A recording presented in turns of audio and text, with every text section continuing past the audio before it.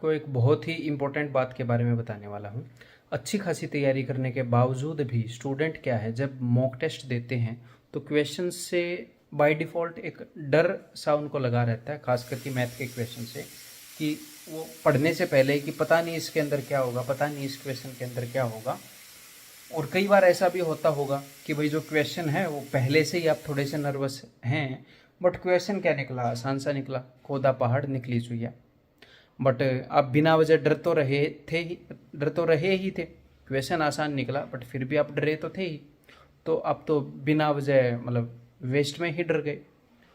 तो आपको क्या करना है कि अगर आपने सिलेबस एक बार ठीक ठाक कर लिया है, आपकी तैयारी बढ़िया हो गई है, प्रीवियस ईयर क्वेश्चन जो हैं वो ठीक ठाक आपसे निकल रहे हैं, तो मेरे भाई कई बार प्री डिफाइंड डर के कारण जो आसान सी स्टेटमेंट है वो भी हमें नहीं समझ में आती है। तो अगर आप प्रीवियस ईयर क्वेश्चन, जो प्रीवियस ईयर पेपर हैं, उनको ठीक ठाक तरीके से कर पा रहे हैं, तो जो बाय डिफ़ॉल्ट आप जो डर का माहौल बना के रखते हो कि पता नहीं क्या होगा, पता नहीं क्या होगा मॉक देते वक्त, और ये एक ऐसी चीज़ है मेरे बताने से नहीं होगी, आपको इसकी प्रैक्टिस करनी पड़ेगी।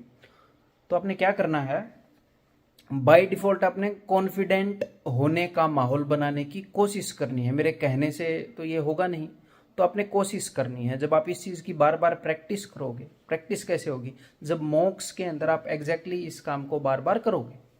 किसी काम को बार बार करने से उसकी प्रैक्टिस होती है। तो मॉक्स के अंदर आपने क्या सोचकर मॉक्स देने हैं कि भाई 25 में से, अगर मैं प्री की बात करूं तो कुल मिलाकर ये मान लो 60 to 65% क्वेश्चन तो फॉर श्योर कैसे होते हैं, रिपीटेटिव से होते हैं। तो हम बिना वजह क्यों डरें।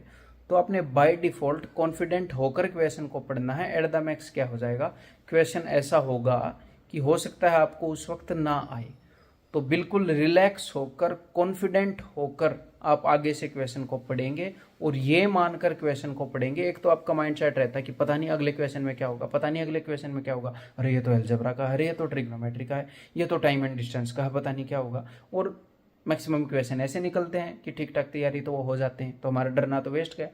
तो बाय डिफ़ॉल्ट हम कॉन्फिडेंट रहें, डर लीजिएगा कोई दिक्कत नहीं है, बट क्वेश्चन डिफिकल्ट हो तब डर लेना है, इतनी की इज्जत तो रखो है। तो बाय डिफ़ॉल्ट तो धीरे धीरे ये आदत हो जाएगी, और जो एग्जाम के अंदर जो नर्वसनेस है वो उतनी नहीं हुआ करेगी जितनी आपको होती है, जिसके कारण पेपर खराब हो जाता है। ठीक है, एक जो मन के अंदर जो बहम होता है कि पता नहीं क्या आ जाएगा एग्जाम के अंदर, वो बहम आपका खत्म हो जाएगा धीरे धीरे प्रैक्टिस करने से। तो अभी जो सीजीएल का टियर 1 है वो काफ़ी दूर है, तब तक ये प्रैक्टिस हो सकती है ना। तो उम्मीद है कि आप इस चीज़ को प्रैक्टिस में लाएंगे और आपको इससे मदद मिलेगी। और आपको ये बात कैसी लगी, आप इससे रिलेट कर पाए, ये आप ज़रूर नीचे कमेंट करके बताइएगा। ठीक है, अगली किसी बेहतरीन वीडियो के अंदर मिलता हूँ आपसे। Bye bye.